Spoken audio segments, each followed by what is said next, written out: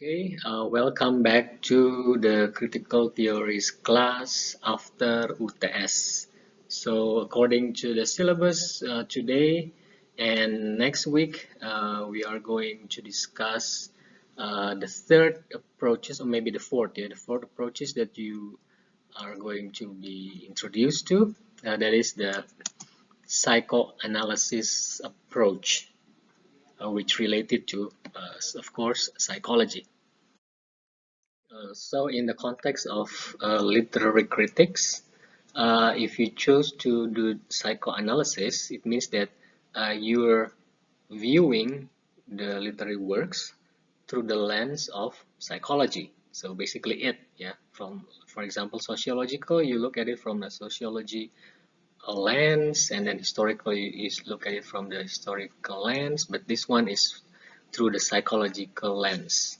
So the works, or what you should do later, is to look at either the psychological motivations of the characters or even the authors, which is uncommon for our thesis.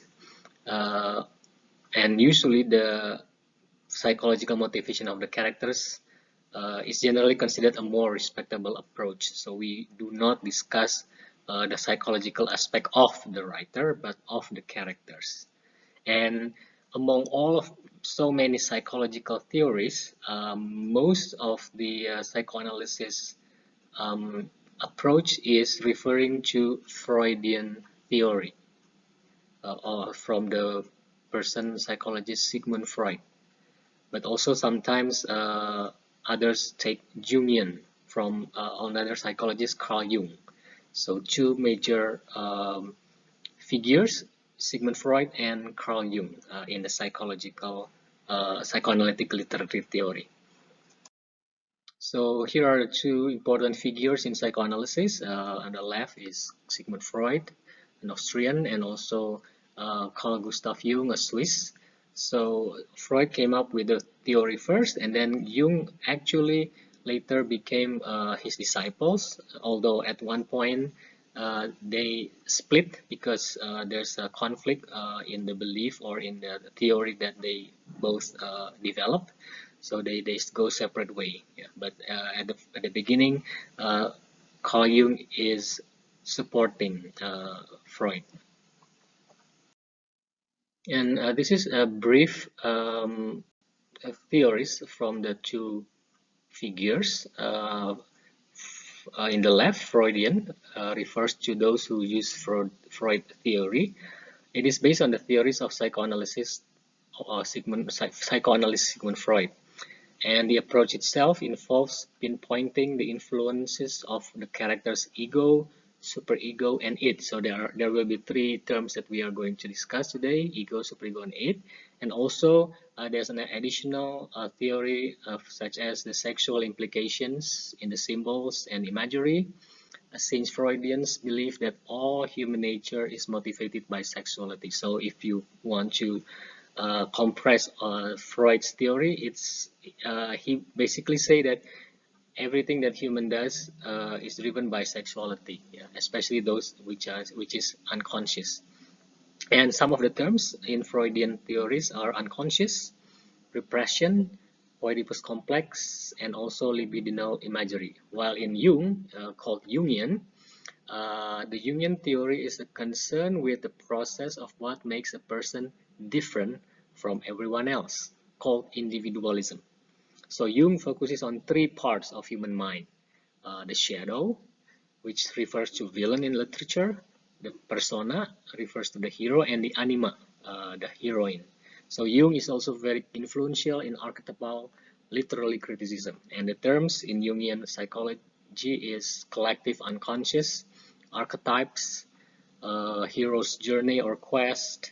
So those three important terms in Jung. So Jung looks at the human psyche from archetypes, yeah, archetype manusia. So he believes that all human beings, all stories usually have this sort of like journey of a hero from nothing to someone, or Usually some stories have this villain and also hero, and then mentor, trickster, which he finds in lots and lots of stories that spread around the world. So those are the two subcategories of the psychoanalysis theory. So as I said before, the two of them have the same interest in the role of unconscious mind atau pikiran yang tidak sadar, alam bawah sadar. So they quickly form a strong bond as friends and as colleagues. Jung even looked up to Freud as a father figure until there came a fork in the road, sampai ada konflik pertentangan ya.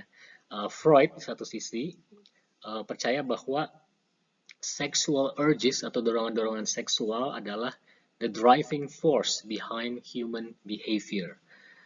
Where on the other hand, Jung tidak setuju, disagreed, and felt there were other forces than the sexual urges, such as religious beliefs, the drive for power, and the need for approval. So that's where they split on their own way.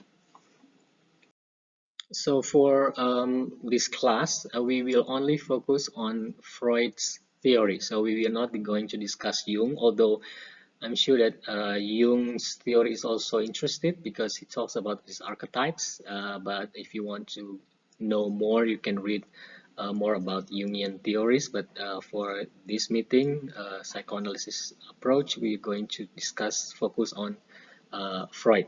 So if you are asked what was actually Freud's psychoanalysis, maybe this picture represents what it is about. So every time you watch a film and then there are characters in the film consulting a psychologist, a psychiatrist, and then that person is told to lay down on the bed and tell the psychiatrist whatever happened in their mind, stories of their life, blah blah blah. That is psychoanalysis. So psychoanalysis is when the psychiatrist or the psychologist is listen to whatever the patient is talking to him or to her. So talk therapy, yeah, that brings out problems of the unconscious into the conscious mind to cure them. So maybe you will ask, what would be the function of the psychiatrist then? Just to listen? No, because from all the stories, the psychiatrist will try to dig the unconscious mind. So based from what the story of the patients, he can learn about that unconscious thing that probably become the source of the stress or the problem, whatever it is. And then he will try to cure the patients by maybe some certain of methods. Now let's look at the terminology, the important terminology of Freud's theory, the three basic structure of personality. So Freud believes that our mind is divided into three parts. The first part is the id. It's not id, yeah? So do not never pronounce it id, but you have to pronounce it id. So id is the completely unconscious part of the mind. So we never be able to access the id when we are awake like this. And then the id has this irrational, seek immediate satisfaction, and ruled by the pleasure principle nature.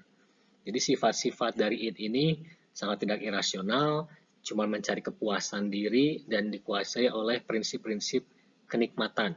Jadi id ini misalnya jika kamu benar-benar suka makan atau suka apapun yang pokoknya intinya kenikmatan badan, maka itu adalah id, ya.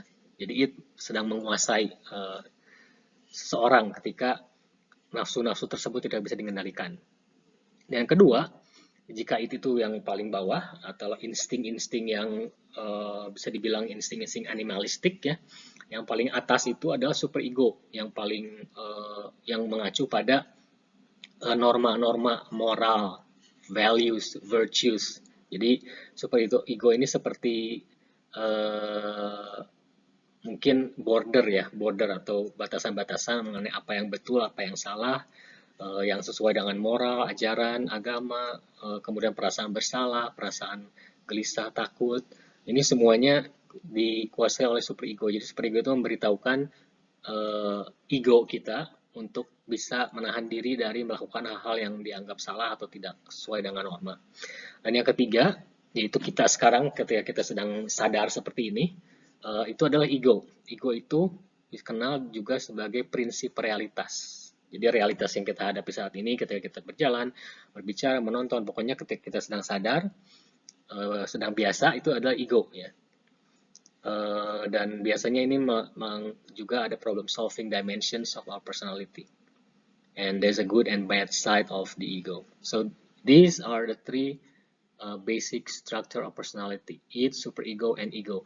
And the balance should be, well, there should be balance between the three of them. So one should not be too overpowered others. If the superego is too overpowered someone, then that person will become sort of like apa ya, menganggap dirinya sebagai yang paling benar, yang paling suci, yang paling betul gitu, yang paling bersih sebagainya. Jadi melihat orang lain itu seperti semua bersalah, itu kalau superegonya terlalu kuat. Tetapi jika id-nya yang menguasai, maka orang itu akan sangat anarkis ya, merusak semaunya, pokoknya yang saya suka saya lakukan, tidak peduli dengan orang lain. Nah, itu ketika id itu menguasai seseorang. Kalau ego lebih berkuasa, maka ya orang itu akan menjadi self-centered ya, egois. Memang dia punya batasan, tetapi akan sangat egois, tidak peduli sama orang lain, meskipun dia tahu batasannya gitu ya. Jadi harus ada keseimbangan dari tiga struktur personality ini dalam seseorang. Dan ketika seorang menderita penyakit psikologis dalam tanda kutip, maka itu berarti ada sesuatu yang salah dengan balance antara tiga personality ini gitu ya.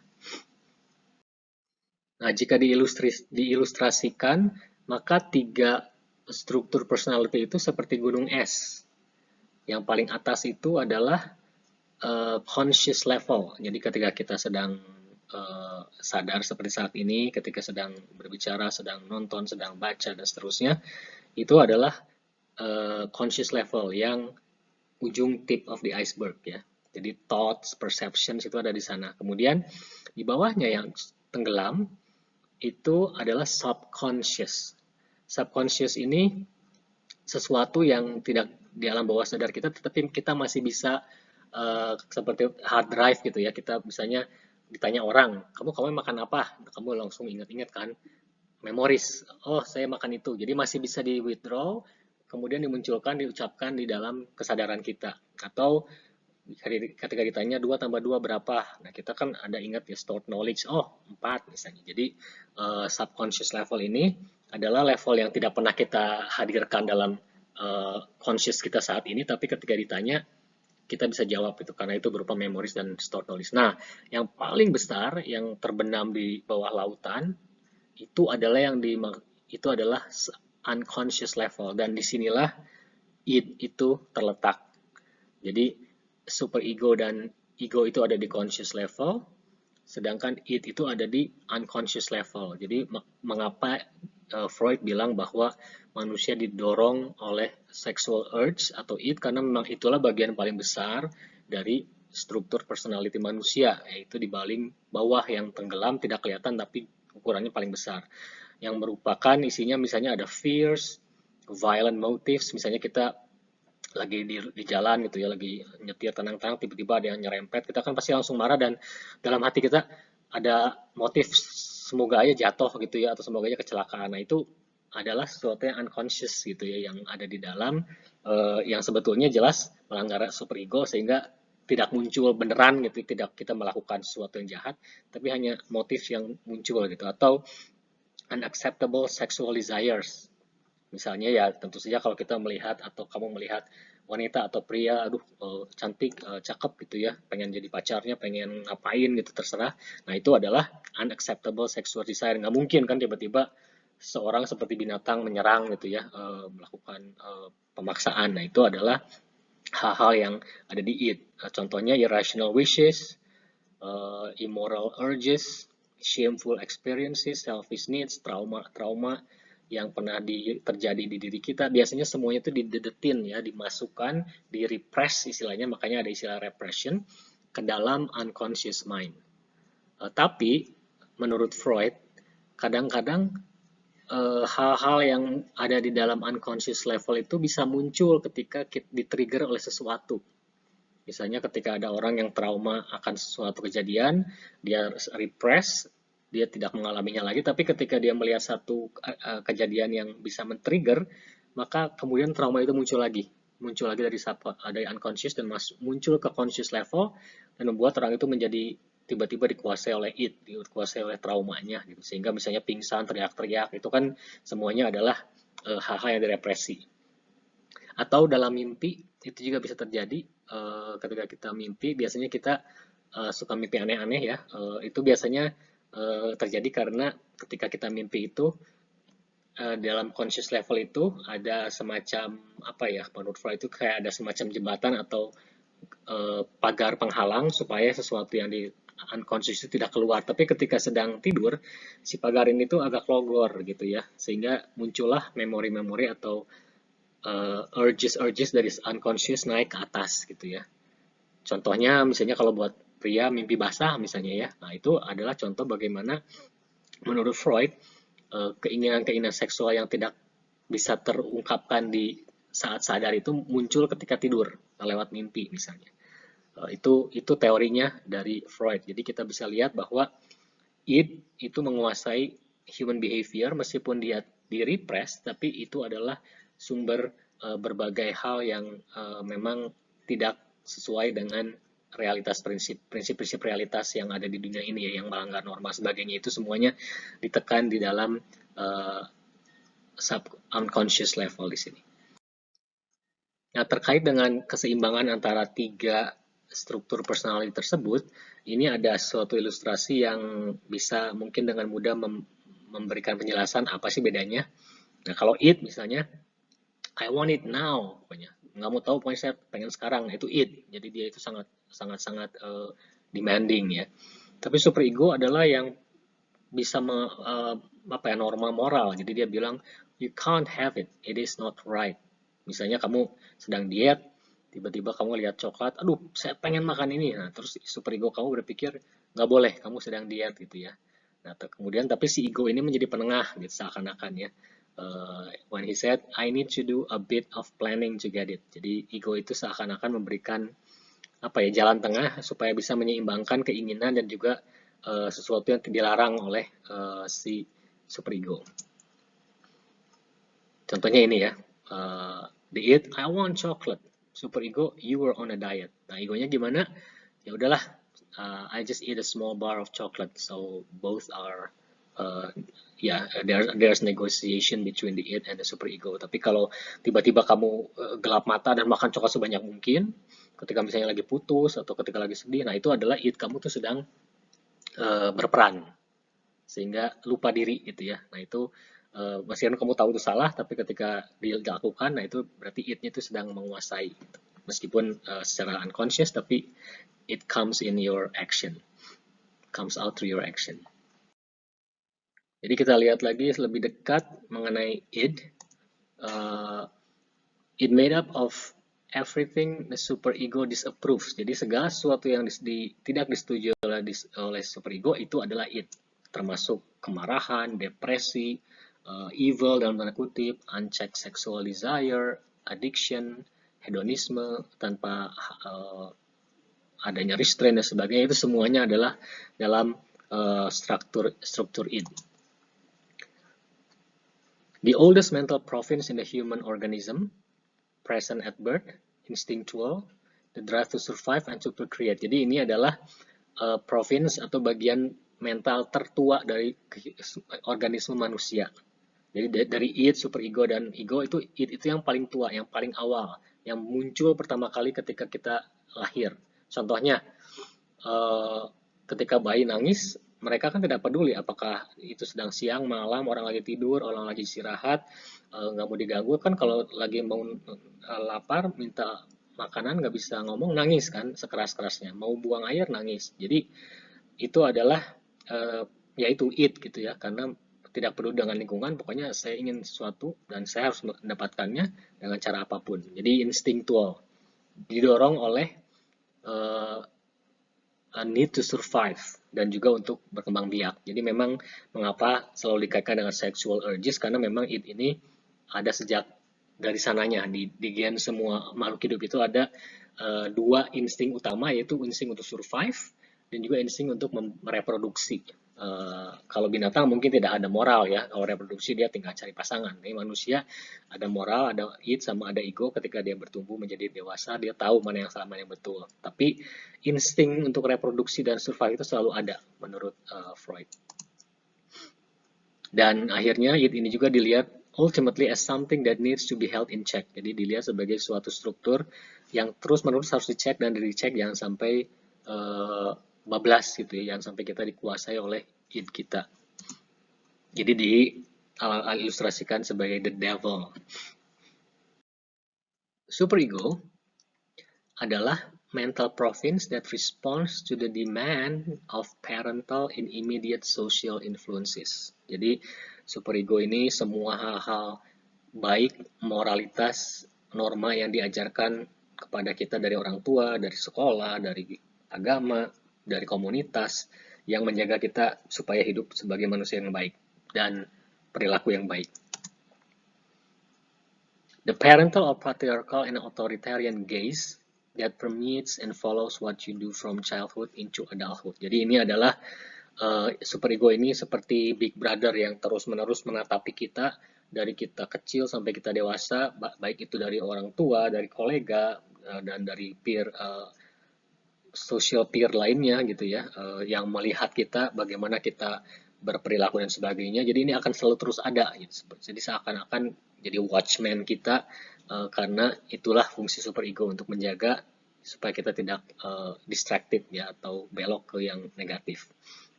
Jadi doing what's right to the extreme. Jadi melakukan yang betul tapi sangat ekstrim gitu ya superego ini ya. Jadi benar-benar sangat rigid. Jadi diilustrasikan sebagai angel gitu ya, morality.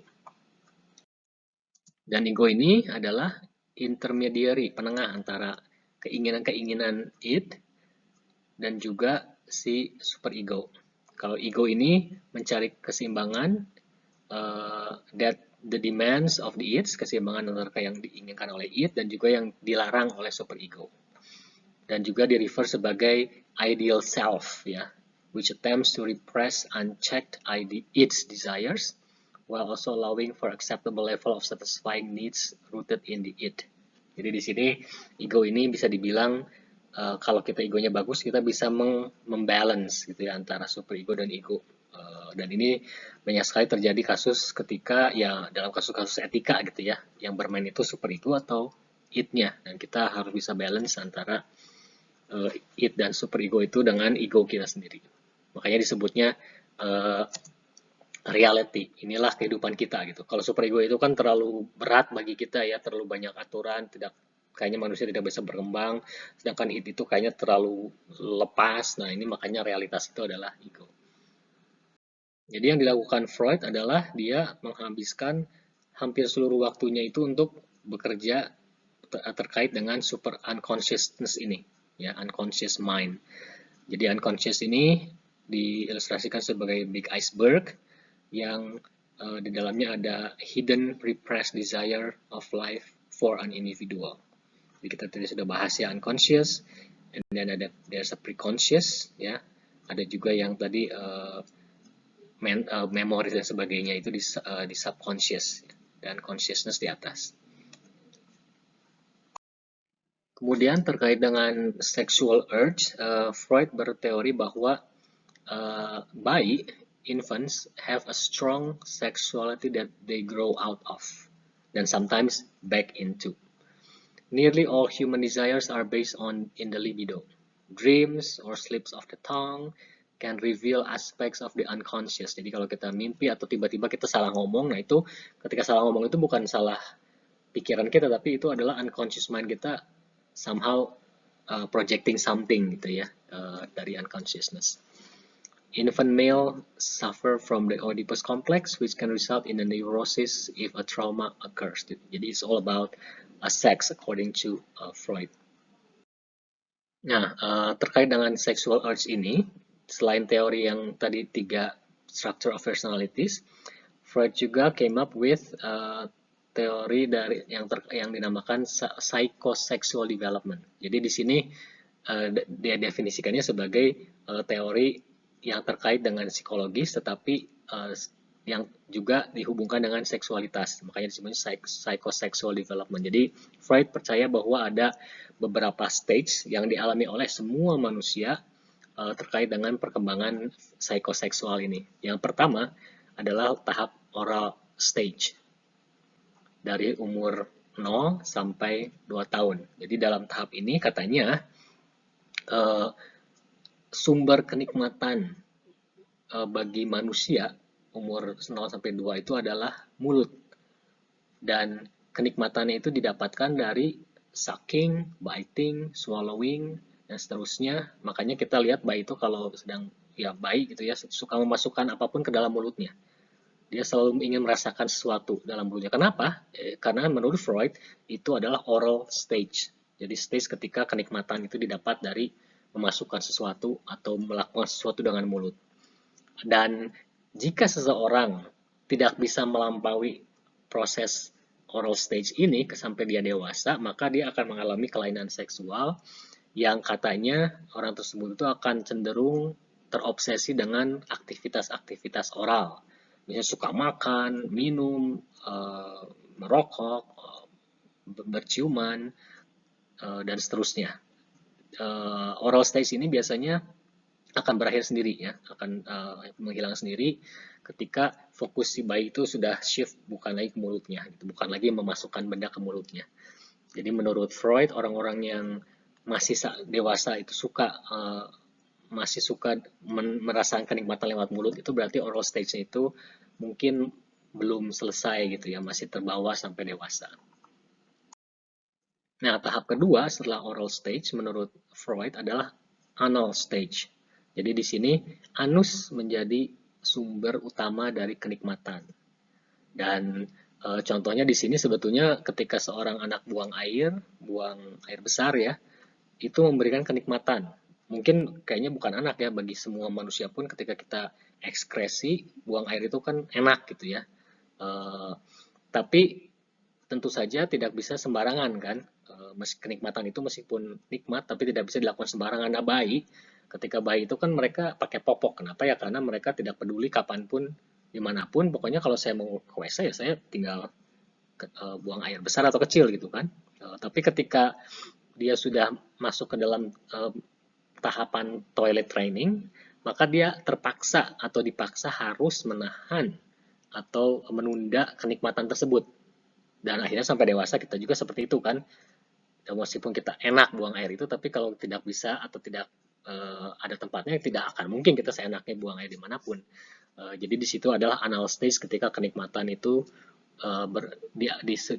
sumber kenikmatan itu adalah dari mengeluarkan sesuatu dari anus. Dan seorang yang fixated atau yang terpaku pada stage ini is identified as the reason for the development of anal retentive personality. Dan jadi katanya sih kalau misalnya ada yang stage ini tidak lewat atau yang mungkin masih berpengaruh sampai dewasa itu, orangnya itu biasanya digambarkan sebagai seorang yang keras kepala dan juga pelit. Dan ini disebutnya anal retentive. Jadi ketika dia tidak boleh buang air sembarangan, maka ujungnya ketika dewasa pengaruhnya terhadap psikologi itu dia menjadi keras kepala dan pelit, nggak mau mengeluarkan gitu ya, karena ya memang dari dulunya dia menahan-nahan, somehow menjadi dewasa dan sifatnya katanya seperti itu ya, percaya atau tidak percaya, tapi itu adalah analisis dari Freud. Dan tahapan ketiga dari seorang manusia itu adalah phallic stage dari umur 4 sampai 5. Phallic ini dalam bahasa kata bendanya phallus ya, atau alat kelamin pria.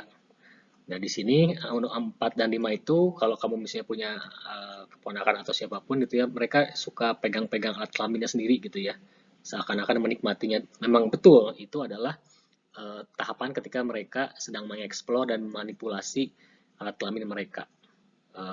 Baik alat kelamin sendiri maupun alat kelamin orang lain atau bayi lain gitu ya. Jadi kenikmatan di sini didapat dari daerah selangkangan lewat perilaku seperti misalnya masturbasi dan juga fantasi. Jadi The basic conflict of the phallic stage centers around the unconscious incestuous desire of a child for the parent of the opposite sex. Jadi di sini ada konflik terjadi karena yang memunculkan yang namanya Oedipus kompleks. Jadi ketika seorang anak menyukai ibunya gitu ya, dalam konteks sebenarnya tidak menyukai secara seksual gitu, tapi dia melihat ibunya sebagai seorang wanita yang sempurna dan melihat ayahnya sebagai saingannya. Itu adalah phallic stage ya. Jadi di sini kalau misalnya ada istilah anak mami gitu ya, itu bukan sesuatu yang aneh gitu ya, sangat normal karena memang banyak di dunia ini yang sangat dekat anak pria dekat dengan ibunya karena memang secara psikologis ada phallic stage ini yang melihat ibunya sebagai wanita idaman. Dan bahkan banyak juga kalau kita lihat biasanya seorang anak pria itu akan mencari istri yang mirip dengan ibunya. Nah, itu adalah phallic stage ya. Jadi ketika kenikmatan itu didapat dari daerah alat kelamin, baik itu pria atau wanita. Dan tentu saja fiksasi yang di sini jika sudah dewasa masih ada, mungkin orang itu menjadi ya suka masturbasi dan sebagainya misalnya, atau benar-benar suka dengan mendapatkan kenikmatan ya dari phallic region-nya. Itu yang ketiga. Dan yang keempat atau final stage itu adalah genital stage ya. Di sini dimulai ketika seseorang sudah puber, sudah bisa bereproduksi ya. Kalau wanita sudah menstruasi, kalau pria sudah bisa mengeluarkan semen ya. Even though there are social conflicts, they are minimalized through the use of sublimation. Jadi genital stage ini adalah ketika kita sudah dewasa, kita tahu peran maksudnya kita bisa bereproduksi, kita sudah misalnya berkumis pria gitu ya, keluar jakunnya, suara berubah, kita sudah punya hormon untuk bereproduksi dan kita sudah sadar bahwa kita bisa memiliki anak dan seterusnya. Nah, ini sudah masuk ke genital stage yang sudah tentu saja dilewati ya, setelah tahapan-tahapan sebelum dilewati akhirnya sampai ke tahapan terakhir genital stage yang dimana manusia sudah bisa mengetahui secara moral mana yang baik, mana yang buruk, mana yang harus dilakukan, mana yang tidak bisa dilakukan secara seksual gitu ya sebagai seorang dewasa. Nah, jadi kalau kita balik lagi ke teori psychoanalytic dalam literatur, it is based on the idea. Jadi pendekatan psikoanalisis itu didasarkan dengan keyakinan atau ide bahwa unconscious, the unconscious yang tadi di bawah besar itu ya, yang di bawah iceberg, like the poem or novel or play, cannot speak directly and explicitly, but does so through images, symbols, emblems, and metaphors. Nah, disinilah yang biasanya kita cari gitu ya. Jadi yang namanya subconscious itu kan tidak, unconscious itu kan tidak muncul. Nah, di dalam novel Poetry dan Drama pun hal-hal yang unconscious tidak muncul, tapi munculnya itu biasanya lewat sesuatu yang disimbolkan, sesuatu yang diilustrasikan, misalnya lewat metafor dan sebagainya. Nah, itulah yang dicari gitu ya. Ketika kita menganalisis suatu novel menggunakan psikoanalisis, biasanya kode-kode seperti itu yang dicari, metafor, images, symbols, emblems, kemudian kita gali dan kita bisa tahu bahwa ini adalah unconscious dari suatu karakter misalnya. Dan untuk psychoanalytical criticism, misalnya kita ingin fokus pada karakter, kita ingin lihat karakter ini kayaknya punya masalah psikologisnya menarik nih. Nah, apa sih yang kita harus perhatikan dari karakter tersebut? Contohnya pertanyaannya, in what way does the text reflect the psychosexual development of the character? Misalnya ada karakter yang kayak misalnya di apa ya? Misalnya karakter itu kok dia suka sekali makan permen loli gitu ya, ngemut loli dan seterusnya. Selalu kalau nggak ada loli itu pasti akan menjadi masalah gitu ya, atau dia menjadi tidak bisa konsentrasi. Oh, mungkin dalam psychosexual development dia fixated dalam oral stage ketika seorang bayi itu masih suka mengulum dan sebagainya ya. Atau yang kedua pertanyaannya, does the character demonstrate any neurosis or psychosis? Apakah punya penyakit psychological? Atau is the character's behavior indicative of or influenced by repressed desires or conflict among the id, ego, and superego? Jadi ini 3 contoh pertanyaan. Yang ketiga itu terkait dengan structure of personality. Yang pertama pertanyaan terkait dengan psychosexual development, dan yang kedua pertanyaan yang terkait dengan penyakit psikologi biasa, misalnya OCD kah, karakter ini kalau dia OCD apa sifat-sifatnya dan seterusnya. Jadi nomor 2 lebih ke mencari apakah si karakter ini punya masalah psikologis. Yang ke satu ini dilihat dari psychosexual development, yang ketiga dilihat dari personality of structure of personality. Jadi bukan tiga-tiganya harus dijawab, tapi ini contoh ya. Jadi pilih salah satu mana yang paling mendekati karakter yang ingin dianalisis. Jadi biasanya yang psychoanalysis ini mungkin kamu tidak akan membahas plot, konflik pun mungkin kurang ya. Tapi jadi kayaknya lebih tepat itu kalau ngebahas karakter dalam psychoanalysis ini. Atau ini contoh-contoh typical questions dalam psychoanalysis approach. How do the operations of repression structure inform the work? Are there any Oedipal dynamics or any other family dynamics at work here? How can characters' behavior, events, images be explained in terms of psychoanalytic concepts of any kind? Misalnya, jadi ini cuman guiding questions ya untuk menjawab pertanyaan yang terkait dengan psychoanalysis. Jadi bisa disimpulkan apa sih sebetulnya yang seorang psychoanalytic kritik lakukan ketika dia melihat suatu karya sastra. Yang pertama, look for the covert atau hidden content beneath the overt or surface content of the text. Jadi carilah hal-hal yang tersembunyi, yang tidak terlihat gitu ya. Pay close attention to the unconscious motives and feelings of either author or characters. Kita lebih fokus pada characters. Kemudian demonstrate classic psychoanalytic symptoms in the text. Apakah ada simptom-simptom klasik seperti psychosexual development, Oedipus complex. Kemudian menganalisis literary history as if it is one psyche. Dan juga prioritize psychodrama, conflicts between characters rather than social drama. Jadi di sini kita lihatnya kalau ada konflik pun ngebahasnya itu konflik psikologi antara karakter. Dan ini mungkin beberapa contoh pop culture ya, beberapa film, seri yang bisa kalian lihat yang menggunakan sangat jelas referensi kepada Freud-nya itu. Kalau kamu nonton Criminal Minds, nah di sini mereka menggunakan istilah behavior analysis unit. Jadi unit ini polisi yang khusus untuk menggali atau memecahkan masalah-masalah violence kriminal itu menggunakan behavior. Jadi melihat, bertanya, kemudian menggali masalah lalu dan seterusnya. Jadi ini sangat-sangat psychoanalysis. Jadi kalau kamu nonton Criminal Minds, that's literally Freudian in works ya. Jadi Freud benar-benar sedang bekerja di sana dalam film ini. Film Clockwork Orange yang juga diadaptasi dari novel juga ini bisa dianalisis menggunakan psychosexual development atau structure of personality, karena di sini digambarkan bagaimana si karakter utamanya itu mengalami suatu proses metode psikoanalisis yang sangat ekstrim ya. Ketika dia hendak disembuhkan dari penyakitnya itu, dia menggunakan dia diharuskan mengikuti suatu proses yang mengerikan, tapi ya tidak bisa sembuh dan ya akhirnya menjadi orang yang cukup unik gitu ya. Kalau kamu pernah nonton filmnya, ini adalah film yang sangat-sangat psychoanalysis lah bisa dibilang. Atau film Where the Wild Things Are, ini juga ada monster besar anak kecil. Nah itu kita mungkin melihatnya oh ini cuma fairy tales, ini cerita fantasi, tapi sebetulnya image-image seperti si kambing ini itu sebenarnya simbol terhadap sesuatu yang mungkin terkait dengan suatu repressed desire atau keinginan-keinginan terrepresi dari sang bocah, atau mungkin juga menyimbolkan merepresentasikan sesuatu yang dia tidak bisa lakukan atau ingin dia jadi apa tapi nggak bisa. Jadi ini juga image atau simbol seperti ini bisa menjadi bahan untuk analisis psikoanalisis dari menggunakan psikoanalisis teori. Film Black Swan, tentu saja ini ada terkait dengan dual personality ya. Salah satu teman kamu sudah melakukan analisis ini untuk tesisnya.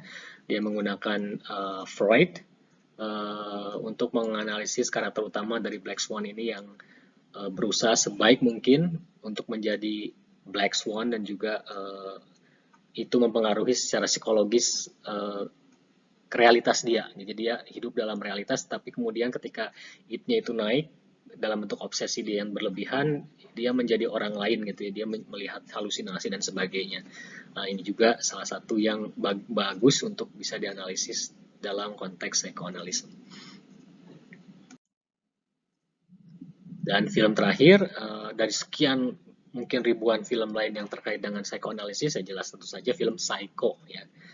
Seorang pria yang kelihatannya baik-baik saja, kemudian ternyata dia memiliki double personality, dia itu mengalami Oedipus complex ketika mamanya meninggal, ternyata dia tidak membuburkan mamanya, dan dia menjadi mamanya gitu ya, berpakaian seperti mamanya, menggunakan wig, kemudian dia berperan menjadi dua orang, itu seperti kehilangan identitas ketika dia terlalu dekat dengan ibunya yang kemudian ibunya meninggal dan meninggalkan dia sendiri.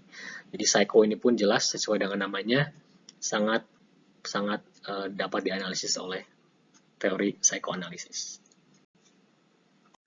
Okay, so that's the end of the session. Jadi saya sengaja memang hari ini tidak virtual karena kalau virtual itu kan bahan selesai, kemudian nanti mungkin lupa lagi ya. Tapi kalau dalam bentuk video kan terekam, jadi kalau lupa kamu tinggal di rewind, lihat lagi, dengar lagi, nonton lagi, jadi tahu gitu ya. Jadi itu mungkin karena terrecord jadinya akan lebih berguna ke depannya instead of just the PPT. Oke, jadi next week tanggal 29 ya sebetulnya itu hari libur, tapi saya akan berikan lagi satu video terkait dengan contoh-contoh analisis supaya lebih jelas bagaimana sih prakteknya ketika kita sekarang udah tahu teorinya. Nah, gimana sih cara nulisnya gitu ya, cara mempraktekannya dalam tulisan nanti akan saya sampaikan karena libur jadi mungkin bentuknya video lagi yang minggu depan. Oke, thank you for watching. Have a good day.